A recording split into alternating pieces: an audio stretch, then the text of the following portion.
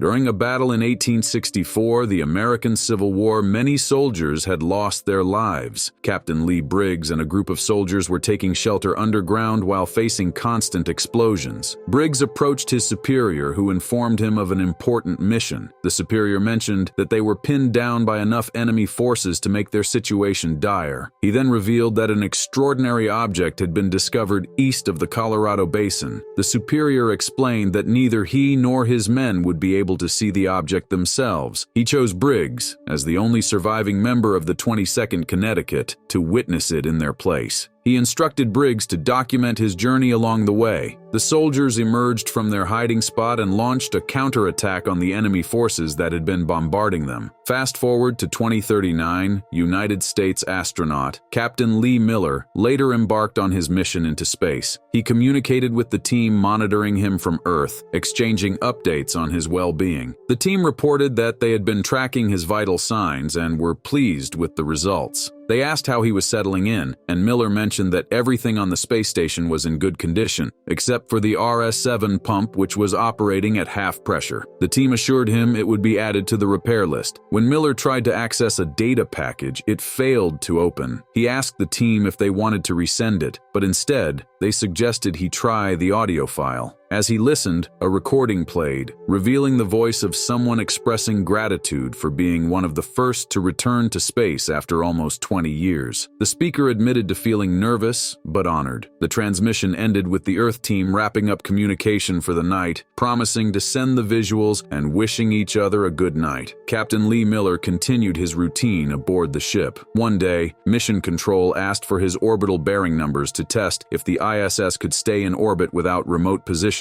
After sending the 8 data packets, they confirmed receipt and asked how he was holding up. Miller replied he was fine, and the conversation ended with, "Godspeed, Lee." As he was sleeping, he started having nightmares about the time at war. He then woke up to a radio message that was not clear to understand, but it stopped, and he went back to do his own thing. He then kept leaving, doing what he is supposed to do every day. He received a video from his brother to tell him that he is now an uncle. Miller struggled to communicate with Earth, but no responses came through. He focused on repairing the ship, though reading the manual proved difficult as it was in Russian. Despite his repeated attempts, he continued to receive silence. Eventually, a pre-recorded message arrived, explaining that due to unforeseen problems on Earth, they couldn't bring him out of orbit. Miller was told to remain in space for the time being. Frustrated, Miller sent back a message expressing his disbelief and anger. He suspected they were conducting some kind of stress or isolation experiment on him and demanded clarification, knowing that if they could send a recorded message, they could hear him. He questioned what was really happening and pleaded for an answer. After receiving no further responses, Miller shifted his focus to working out. The silence from Earth continued. One day, he woke from a dream about his first time in space. He took a pill and headed to the control room to check for any changes, but nothing was different. His days began to blur together, leading to growing frustration as he remained uncertain about what was happening. Meanwhile, back on Earth, all the lights went out, plunging the planet into complete darkness. In space, Miller was jolted awake one night by a blaring alarm. He realized he couldn't breathe and rushed to another part of the ship to fix the oxygen system, managing to stabilize the situation. Later, he found himself looking at pictures of a previous astronaut who had been in space before him. His isolation led him to imagine planning a date with that astronaut in his head. After this, Miller struggles to maintain his sanity while in isolation by interacting with Polaroid pictures of former ISS crew members left aboard the ship. One day, when Miller tried to watch a video message from his brother, it began glitching, adding to his frustration. As time passed and the power issues worsened, Miller moved to an unpressurized module of the space station to perform repairs. While preparing for the task, he began hearing voices in his head questioning his actions. They asked why he needed to reroute power and if he thought he himself was broken. Miller, struggling with his sanity, responded to the voices, admitting that his logic had faltered long ago and that he couldn't even remember the second part of his reasoning, though he assumed it made sense somewhere in his mind. While Miller was working on the repairs, he discovered a package wrapped in paper. Curious, he took it back to the ship and opened it, revealing a notebook. It turned out to be the journal of Captain Lee Briggs from the 22nd Connecticut 7th Infantry Division. The journal began with Briggs' personal thoughts and findings, dating back to June 4, 1864, leading up to a significant discovery. Miller began reading the journal regularly. In one entry, Briggs wrote about the defeat at Chancellorsville, describing the unsettling feeling of constantly confronting fear and the looming possibility of death before each advance. He reflected on the toll this uncertainty took on a man's soul, admitting it could drive a person to madness. Briggs recounted the devastating loss of 17,000 soldiers in a single engagement. Miller, slowly losing his sanity, began playing cards alone, the isolation taking a heavy toll on him. He tried studying his surroundings from Earth to the space station, but it all felt pointless. The strain worsened as he started hearing voices and experiencing vivid, disorienting visions of different places. Seeking distraction, he returned to reading the journal. In the next entry, Captain Briggs reflected on how, despite witnessing so much destruction, a simple thing could still bring life to his weary eyes. He pondered humanity's seemingly inevitable path toward destruction and admitted he wasn't searching for a single discovery but hoping for a history worth remembering. However, Miller grew frustrated with the journal. It was too long, and to his dismay, it never revealed what Briggs had actually found. In a fit of anger, he threw the journal aside. Miller's mental state continued to deteriorate as he began speaking aloud, seemingly addressing someone who wasn't there. He reflected on the idea of being left alone, convinced that eventually someone would return for him, and questioned how much time he had left. His thoughts grew increasingly disjointed, focusing on small discomforts like the dryness in his mouth and the concept of fear. Miller, resigned to his fate, recorded a final message. He introduced himself as Lee James Miller, explaining that he had lost contact with Mission Control on July 7, 2039, and had been stuck in orbit for 6 years. His mission was long over, and his daily focus had shifted to maintaining his life support systems. Despite his efforts, he had received no communication or sign that anyone was aware of his situation. In the recording, Miller expressed his sadness and determination to leave the station. The systems on board had become unreliable, and he preferred to face the journey home, even if it meant burning up in Earth's atmosphere rather than slowly suffocating from a lack of oxygen.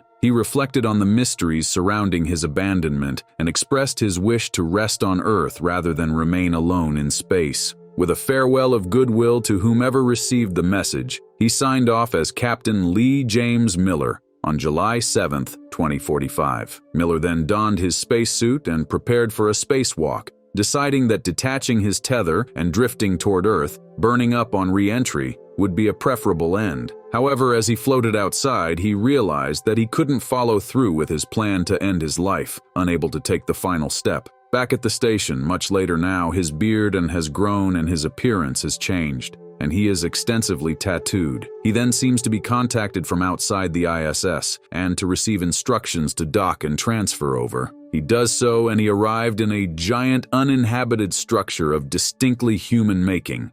Later, Miller put on his spacesuit again and began wandering through the structure. It felt almost like a home, filled with various items one might find in a house. He navigated the station slowly, observing and absorbing everything he encountered. Each room and corridor seemed familiar yet distant. Eventually, he reached a pristine white room that led to a server room. Inside, he discovered a television playing an old recording of an astronaut being interviewed after a mission to space. The interview seemed out of place, a relic of a time long past. As Miller explored further, he stumbled upon a book titled A Love Story as Told by You. Curious, he opened it and found pictures of Captain Lee Briggs, alongside his discovery, a massive cube-like alien object. The cube appeared otherworldly, something that might have played a role in advancing human society. The book was filled with names and photographs of various people, capturing moments of their lives. As he flipped through the pages, Miller found a reference to himself in the index. Intrigued, he typed his name into the computer prompt nearby.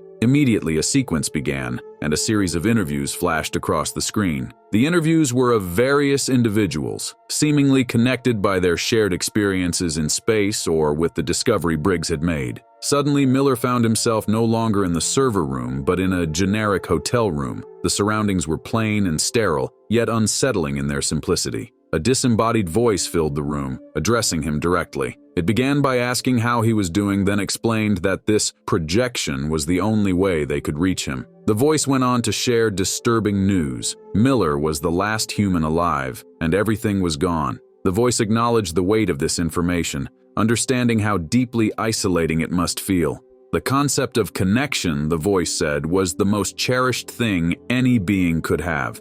That was why they had been listening, why they had observed Miller.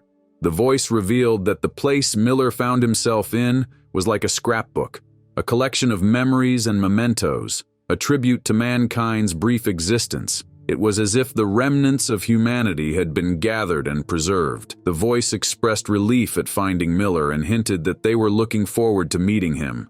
With that, the message ended, leaving Miller alone with the weight of what he had just learned. He was truly the last human, and his journey was far from over. As the speech continued, the same cube-like alien object that Captain Lee Briggs had discovered appeared in space, hovering in the year 2045. It became clear that this mysterious object had somehow obtained Lee Miller, pulling him into its grasp and communicating with him directly. Miller suddenly found himself floating in the vast expanse of space, alone with the cube's presence looming around him. Drawn toward a glowing ray of light, he reached out and began touching it. The sensation was overwhelming. The movie concludes as a computer began to speak, explaining that the moment was part of an experiment involving human contact, the interaction between man, machine, and something beyond. It noted that the human brain is capable of forming millions of connections, each representing a memory or event. This experience wasn't meant to be remembered by just one person, but shared among many as part of a collective connection. The voice concluded by stating that Miller wasn't alone in this moment, and that what he felt had been felt by others. It described the connection as significant, leaving Miller in space, part of something larger than himself.